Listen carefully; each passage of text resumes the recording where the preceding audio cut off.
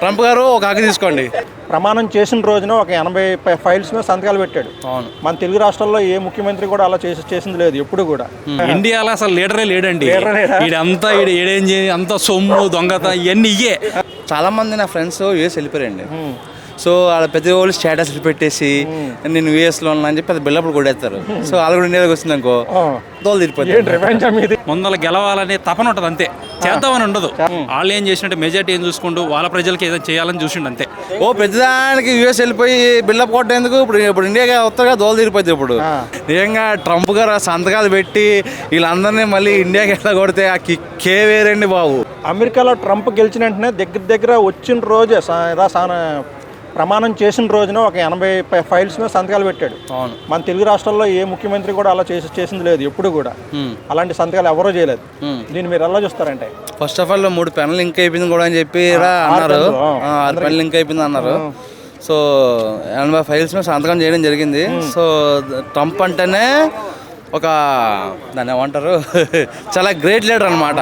So అలా దమ్మున్న leader.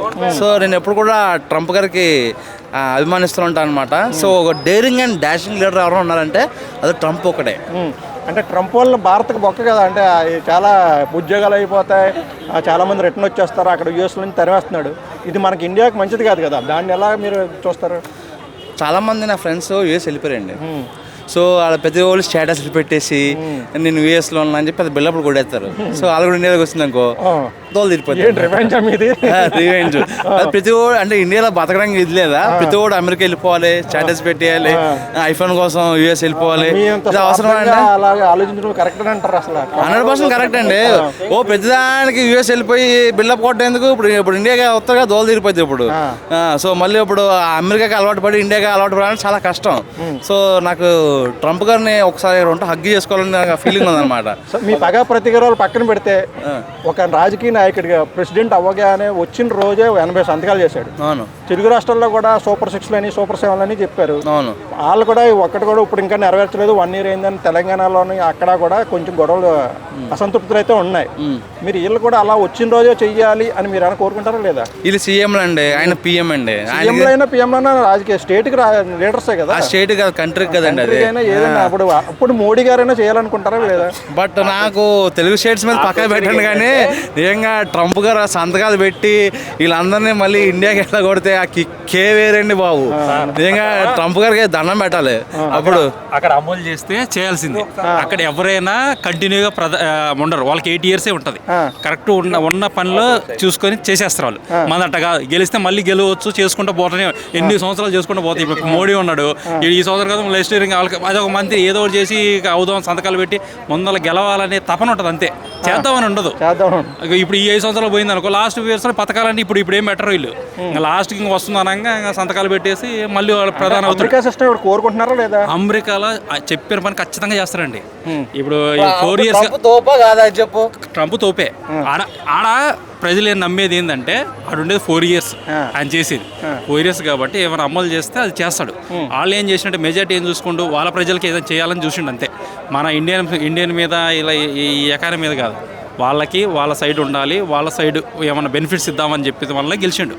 India మీద వ్యతిరేకత కానీ కాదు, ఇండియా మీద ఉన్నా కానీ చాలా మందికి అప్పటికే గ్రీన్ కార్డు ఉన్నాయి చాలా మందికి. ఇప్పుడు కొత్త వాళ్ళు పోయే వాళ్ళకి బెనిఫిట్ లేదు, పాత ఉన్న వాళ్ళకి గ్రీన్ కార్డు ఉంది చాలా మందికి ఉంది. మా బ్రదర్ కూడా 12 years 13 years ఆడే ఉండు, మొత్తం కట్టకుండా ఎన్ని అయిపోయింది, ట్యాక్స్లు ఎక్కువ పడుతుందని చెప్పి ఆ ఓన్గా ఇల్లు తీసుకున్నారు, అక్కడే ఉన్నారు కాబట్టి వాళ్ళకి బెనిఫిట్ ఉంది. అంటే ట్రంప్ లాంటి లీడర్ ఇండియాలో కావాలా వద్దా? అలా వచ్చిన రోజునే ఒక 100 సంతకాలు చేసే లీడర్ ట్రంప్ లాంటి లీడర్ కాదండి. ఇండియాలో అసలు లీడరే లేడండి. ఈడంతా ఏడేం అంత సొమ్ము దొంగత ఇవన్నీ ఇయ్యే. నువ్వు ఎక్కిన కాదు నీ ఎంత ప్రజాధనం ఉందో సంతకం ఎక్కి పోయేటప్పుడు అంతే చూపిస్తారు. అది కాదు దోసుకున్నోడు అంతే, వచ్చినవా తిన్నావా పోయినవా ఇదే కావాలా. ఇండియా లెక్క ప్రకారం అయితే ఇక ఎన్నాళ్ళు చేసినావు, ఎన్ని సంవత్సరాలు ఇంకా ఎంత డబ్బు ఖర్చు పెట్టి చేస్తున్నాం అన్నదే ఉంటుంది. కానీ అది కాదు. ఇండియా రాజకీయం వేరు, అది వేరే అండి. అంతేనా? ఇండియాది వేరు, అది చాలా డిఫరెంట్. మీరేమంటారు? నన్ను అడిగితే ట్రంప్ ఇండియాకి షిఫ్ట్ చేసి కిమ్ని అమెరికా పంపిస్తే ఇంకా బాగుంటుందని చెప్పి అనుకుంటున్నా. ఇంకా బాగుంటుందని చెప్పి అనుకుంటున్నా. అప్పుడు ఇండియా వాళ్ళు గంటాల్సిన అవసరం లేదు, ఆటోమేటిక్గా వాళ్ళందరూ వాళ్ళు వచ్చేస్తారు. ఓ అమెరికా కిమ్ వెళ్ళాలి, ఇండియాకి ట్రంప్ ట్రంప్ రావాలి, మోడీ గారు వచ్చేసి చైనాకి వెళ్ళాలి. ఆవిడ ఉంటుందంటే కిక్ మామూలుగా ఉంటుంది అనమాట. Okay thanks. So iPhone manufacturing వాళ్ళు వీళ్ళందరూ ఇండియాకి డైరెక్ట్గా వస్తారు. అప్పుడు ఎవరు కూడా ఇన్వెస్టిగేషన్ అవసరం లేదు. చెప్పులు కుట్టుకుని అబ్రహం లింకన్ ప్రెసిడెంట్ చేశారంటే ఇక్కడ ఇండియా వాళ్ళు చేయమను.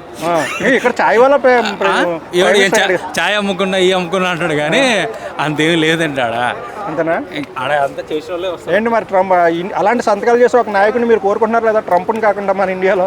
100% అలాంటి నాయకుడిని, అలాంటి మగాడిని కోరుకుంటున్నాను అనమాట.